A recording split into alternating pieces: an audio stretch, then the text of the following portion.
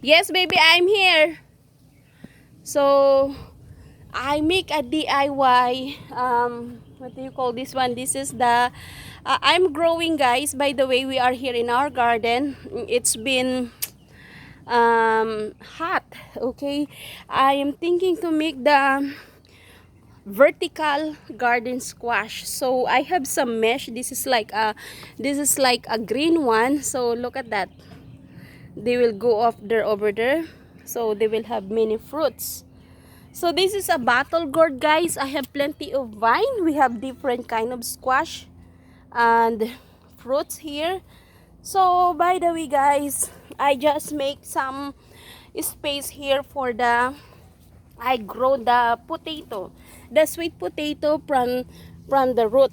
Okay, I just experimented the sweet potato. Here we go now. This is an stage 3 planting. So nakakatuwa sila, guys, kasi kahit papano ay talagang nakikita ko ang mga pinaghirapan ko.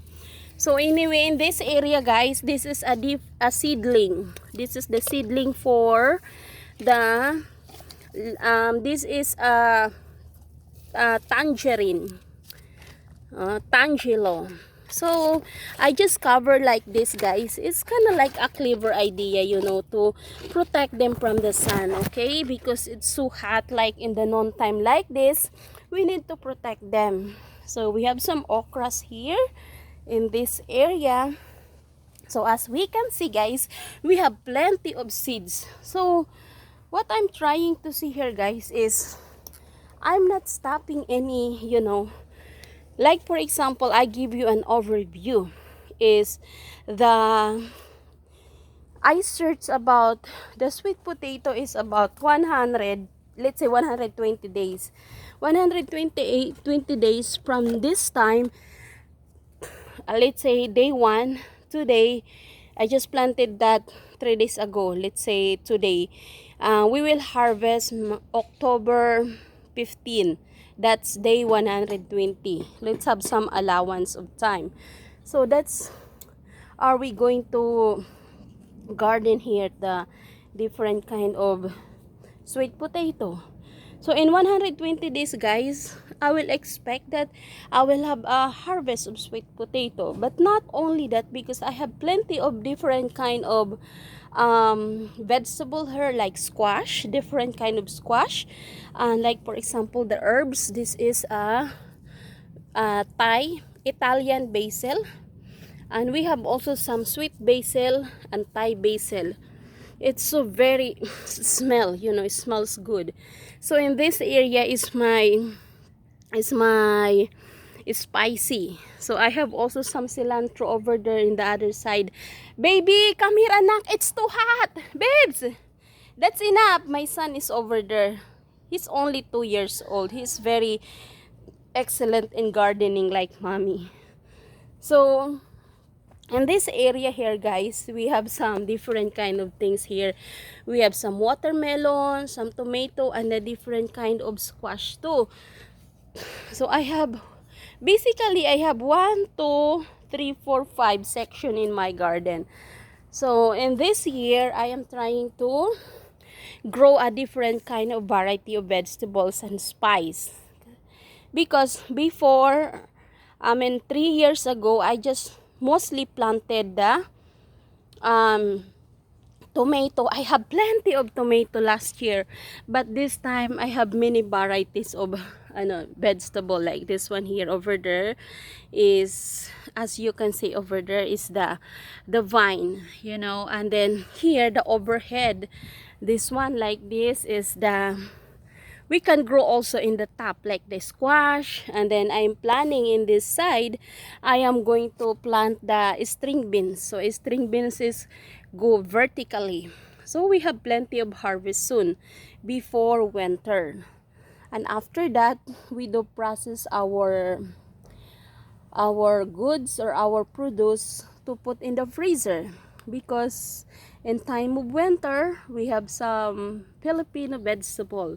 I'm hoping that I have plenty of harvest of squash like there, as we can there I have also some fruit fruit trees, fruit bearing trees, because it's good to have fruit bearing trees also, not only to have the vegetable like this one. This is a gourd, this is an upo. Okay, so healthy, so healthy. I'm so happy that, you know, everything is okay, and plenty of okra to replant.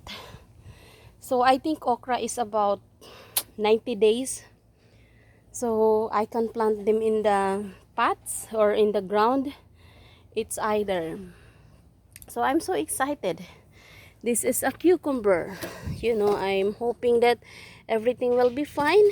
So guys, I just covered this one. We have some recycle bottle. How to reuse that? You can reuse this like this, okay? Like that, to cover that. For winter also, it's good also to them to cover like this, because if it is very cold, so it's avoid to freeze. So there are so many way to, you know, to utilize our resources.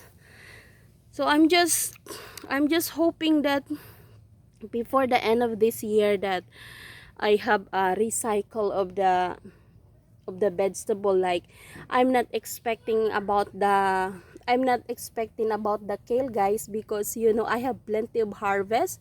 January, February, March until April that I harvested the kale. I have so plenty of kales, and May, June now. So I harvested lots of kale pods. So I'm so happy that I have plenty of seeds for the next season. What I'm trying to see, guys, it's good to plant. Okay, what it's good to plant.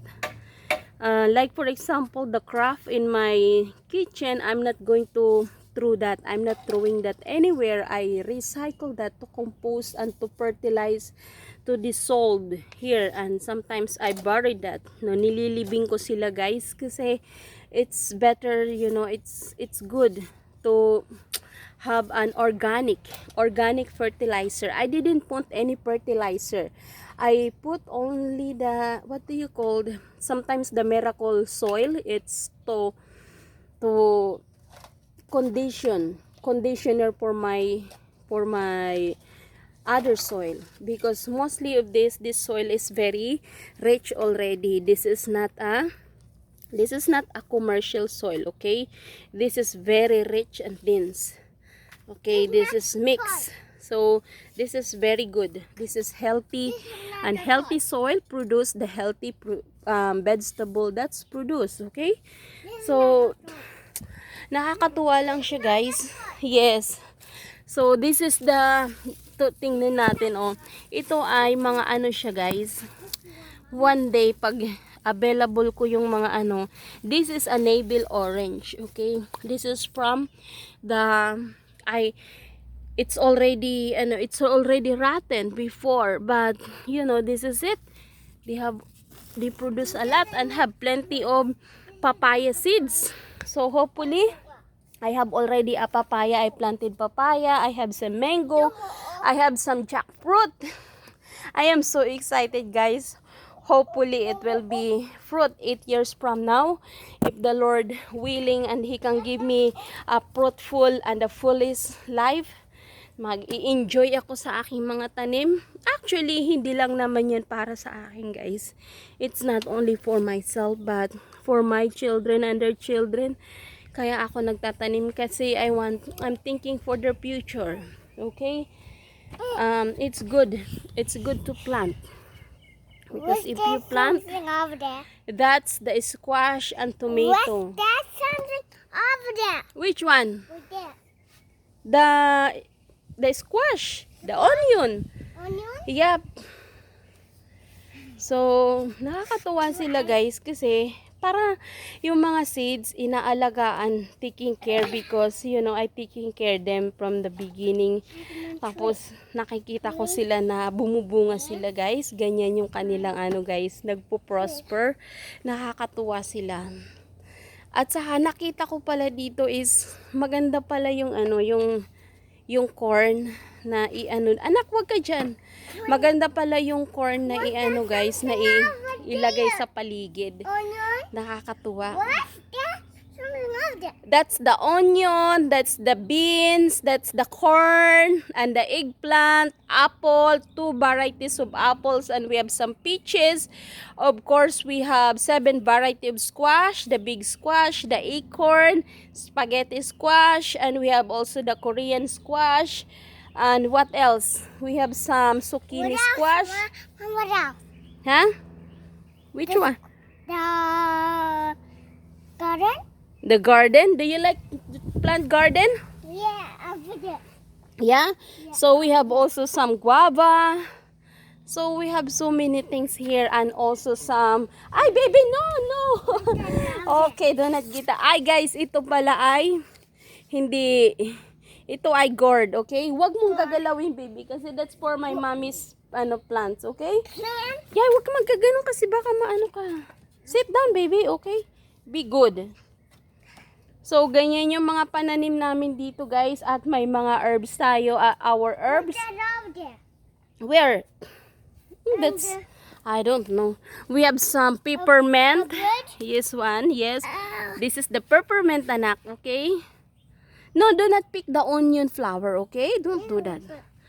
So, nakakatuwa lang siya, guys, kasi nakaka-refresh. Nakaka-ano. Ito guys, ito ay aking pina-germinate. This is the sweet potato. Okay? Sweet potato. And we have also some rosemary in this section. Wow, ang bango-bango. Sobrang bango. So, nakakatuwa siya, guys. So, mag-pray muna tayo dito. Mag-pray muna tayo, Joshua. Our background is the peppermint. So, mommy is here behind. Father God, we thank you for this moment, Lord.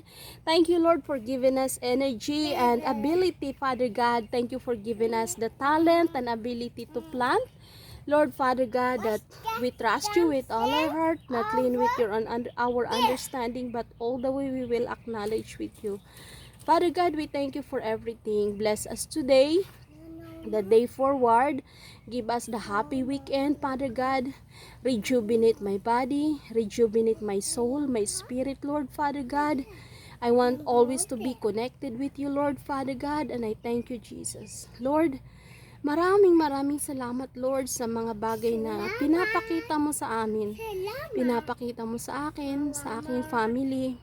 Thank you also, Lord, for healing to my husband's body, Father God. I thank you, Lord, that you are a great God. You are a good God. Father God, maraming salamat, Lord, sa mga bagay na binibigay mo sa amin, Lord. Pagpalain mo yung mga tao, Lord, na nakakarinig ng prayer, Father God. Salamat, Lord. Bless their life, Lord.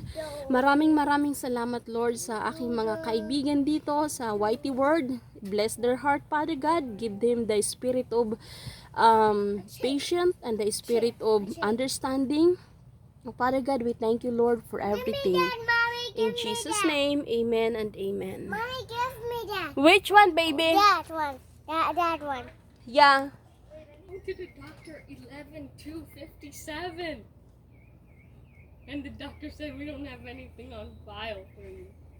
A butterfly. Yeah? Okay.